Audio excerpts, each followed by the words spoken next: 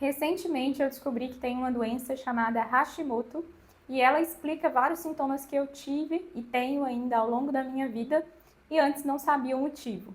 Constipação, queda de cabelo, fadiga, cansaço e nos últimos tempos eu cheguei a pensar que estava iniciando um processo de depressão. Meu nome é Ana Cláudia, eu sou fisioterapeuta. Aqui nesse canal eu falo sobre saúde, estilo de vida e com esse vídeo eu quero alertar várias pessoas que podem ter sintomas parecidos com o que eu tenho e não sabem a causa, ou até mesmo tenham também descoberto a doença de Hashimoto, mas pensam que não tem o que fazer, que não existe nenhum tratamento.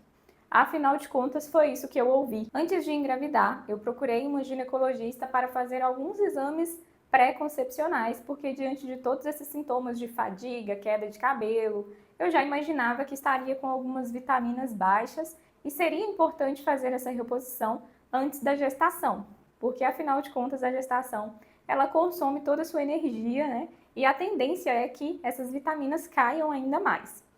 A ginecologista me passou vários exames e dentre eles o exame de anti-TPO, que é o exame onde se identifica se há ou não presença desses anticorpos, né? Para quem não sabe, a doença de Hashimoto é uma doença autoimune onde o nosso corpo produz anticorpos, que são como se fossem soldadinhos, né, de defesa.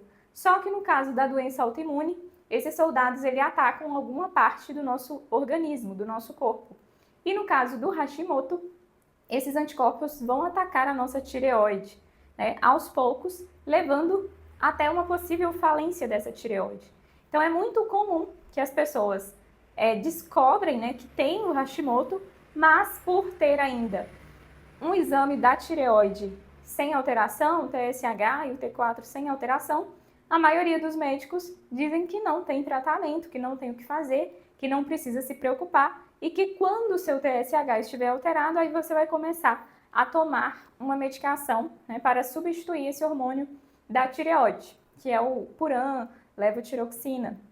Porém, vários desses sintomas que eu citei são explicados por essa doença. E, infelizmente, muitas vezes, várias pessoas podem ter isso ao longo da vida sem ter nenhuma causa aparente e sem conseguir fazer um tratamento adequado. A minha intenção aqui é alertar as pessoas que têm sintomas parecidos com esses que eu tive, alguns ainda tenho, para que você procure ajuda, e procure conhecer e entender de fato o que está acontecendo com o seu corpo antes que seja tarde demais. Infelizmente, muitos profissionais da saúde ignoram o Hashimoto como se não houvesse o que fazer. Como eu disse, a própria ginecologista que me pediu o exame disse que eu não precisaria me preocupar, que isso não tinha nenhuma interferência, inclusive durante a gestação. E foi graças a uma segunda opinião de outra ginecologista que eu procurei o atendimento da endocrinologia para fazer esse acompanhamento durante a gestação. Porque durante a gestação, isso ainda é mais importante de ser controlado. Apesar da minha endocrinologista também dizer que se eu não estivesse grávida, eu não precisaria me preocupar, né? Ela me indicou o uso do hormônio, do T4, durante toda a gestação e eu vou estar acompanhando para não permitir que esse TSH se altere, né? Esteja acima de 2,5, porque durante a gestação esse controle tem que ser muito mais rigoroso. Mas apesar disso, ela também disse que não teria nada além do que fazer. Mas eu sempre me interessei por esse assunto da saúde e eu já tinha algumas informações e sabia que o nosso estilo de vida é fundamental para controle desse tipo de doença autoimune, que no caso do Hashimoto pode causar, né, durante a gestação, parto prematuro, restrição de crescimento do bebê, risco de pré-eclâmpsia, alterações do neurodesenvolvimento e, inclusive, as mulheres que têm Hashimoto têm um risco até 2 vezes maior de ter um aborto espontâneo. Infelizmente, muitas vezes isso é visto como se não tivesse causa, né? Como se fosse algo espontâneo e não como se não tivesse o que fazer para evitar ou para controlar. Inclusive para as mulheres que têm alguma dificuldade de engravidar e que ainda não descobriu nenhuma causa aparente, o Hashimoto também pode ter relação com isso, porque esses anticorpos eles também têm uma certa preferência pelos ovários, que vão levando à destruição desses órgãos né, chegando a uma falência ovariana. Infelizmente, não se relacionam, não fazem essa correlação. Então, se você tem dificuldade, está tentando engravidar, ainda não conseguiu descobrir a causa disso, investigue como está a função da sua tireoide. Como eu disse, eu tenho os meus hormônios da tireoide normais, mas os meus anticorpos estão alterados. E isso pode sim explicar a causa da sua infertilidade. E eu tenho certeza que o fato de eu já ter um estilo de vida mais saudável contribuiu para que eu não tivesse dificuldade de engravidar. Eu me casei em outubro e em janeiro a gente descobriu que eu estava grávida. Sabendo de todos esses riscos, né, eu busquei melhorar ainda mais a minha alimentação, ter ainda mais constância e foco na atividade física, mesmo com todo o cansaço do primeiro trimestre da gestação. Eu realmente nunca imaginei que eu fosse ficar tão cansada, tão indisposta como eu estou agora. Eu estou com 12 semanas, esse cansaço ainda não passou, mas eu não deixo de ir fazer atividade física, mesmo que seja uma caminhada na esteira, mesmo que seja alguns exercícios leves de mobilidade, porque eu sei o quanto isso é importante para controle do Hashimoto e para evitar esses riscos que eu já citei aqui, né, durante a gestação. Além do que, eu sei que tudo que eu fizer agora vai contribuir para que o meu bebê tenha uma saúde melhor no futuro, inclusive evitar que ele tenha possíveis doenças autoimunes. Como eu disse no início, eu busquei fazer esses exames pré-concepcionais porque eu já suspeitava de ter algumas vitaminas, de estar com algumas vitaminas baixas. Isso já era algo recorrente. Eu acredito que eu tenha alguma dificuldade, deficiência de absorção dessas vitaminas, né, pela alimentação. Talvez tenha relação com o uso de antibiótico, que eu tomei muito durante a infância, e isso desequilibra a nossa flora intestinal, né, gerando outros problemas.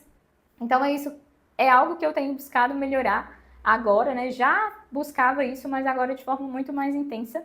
E o que eu tenho feito de diferente, né, durante a gestação para melhorar esses sintomas? Apesar de já ter uma alimentação considerada limpa, porque eu já não consumia muito açúcar, industrializados, né, eu vinha tendo dificuldade de comer mais nutrientes, variar mais os nutrientes, comer mais frutas ao longo do dia. Pela rotina corrida de trabalho, muitas vezes eu não conseguia levar muita coisa para o trabalho e levava aquilo que era o essencial. Mas agora eu estou me esforçando muito mais para consumir mais frutas que são ricas em nutrientes. E esses nutrientes são essenciais para o bom funcionamento da tireoide. Tenho suplementado ferro, vitamina D, vitamina B12, porque eu também sempre tive uma deficiência dessa vitamina B12.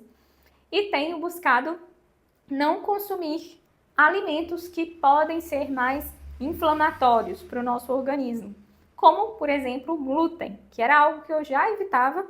A única fonte de glúten que eu tenho hoje em dia é o pão de fermentação natural que eu mesma faço. Mesmo gostando muito desse alimento, eu tenho reduzido muito a frequência porque eu sei que o glúten é algo que eu tenho sim uma sensibilidade. Inclusive a minha dermatite atópica, eu já observei que ela costuma ficar mais sensível quando eu estou consumindo glúten com muita frequência. Eu cortei também todos os produtos com lactose, mesmo queijos, iogurtes, que eram produtos que eu consumia raramente, mas agora eu realmente não estou consumindo, porque também já observei essa sensibilidade de ficar com o estômago mais estufado quando eu consumo, de ter alergia mesmo respiratória, né? Espirrar muito quando estou consumindo a lactose, seja no queijo, seja no iogurte. Então, isso são sintomas que eu fui observando, né, ao longo da vida, ao longo desse tempo que eu tenho buscado ter uma alimentação mais saudável. E por mais que muitas pessoas dizem que não precisa cortar glúten se você não tem doença celíaca, que não precisa cortar lactose se você não tem intolerância à lactose, eu observo esses sintomas em mim. E isso tem que ser soberano. Eu não posso ignorar essas reações do meu organismo. Então, se você também tem esse tipo de reação, eu te aconselho a fazer um teste, a realmente ficar um tempo sem consumir esses alimentos e observar como que o seu organismo vai reagir. Outro ponto muito importante de esclarecer aqui é que uma doença autoimune puxa outra doença autoimune. Então, se você já tem o Hashimoto ou qualquer outra doença autoimune, você tem mais predisposição a desenvolver outras doenças, como no meu caso, que já tenho dermatite atópica, né? Agora descobri o Hashimoto. Então, se eu não me cuidar, se eu não controlar esse sistema imune exacerbado que está tentando combater tudo, eu posso desenvolver outras doenças. Então não é só para quem quer engravidar ou para quem está grávida, mas é um cuidado que a gente precisa ter de forma geral. O meu objetivo com esse vídeo é conscientizar as pessoas que podem estar passando por um processo parecido com o meu, que têm sintomas sem causa aparente e não conseguiram resolver esse problema, para que vocês, mesmo que você não tenha nenhum diagnóstico, busque ter uma rotina de vida mais saudável, busque cuidar dos seus hábitos de saúde antes que você descubra, porque você pode, inclusive, evitar, o surgimento de alguma doença já tendo esses hábitos, já tendo esse cuidado com a sua alimentação, praticando atividade física, dormindo bem. E isso é fundamental para o tratamento de qualquer doença. Se você também tem Hashimoto, se você tem sintomas parecidos com o que eu tenho e esse vídeo fez sentido para você, ou você conhece alguém que está passando por essa situação, compartilhe esse vídeo com essa pessoa e me conta aqui nos comentários o que você tem feito para mudar de vida. Eu espero ter ajudado com o meu relato e até o próximo vídeo. Um abraço!